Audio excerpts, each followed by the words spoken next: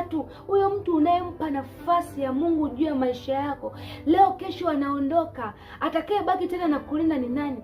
Lakini Mungu unapompa nafasi Mungu ndani yako, anakupa uwezo wa kuishi leo na kesho milele. Anakupa uwezo wa kuiona leo yako, ya kuiona kesho yako ukiwa upo leo. Lakini mwanadamu hawezi akakuonyesha kesho leo.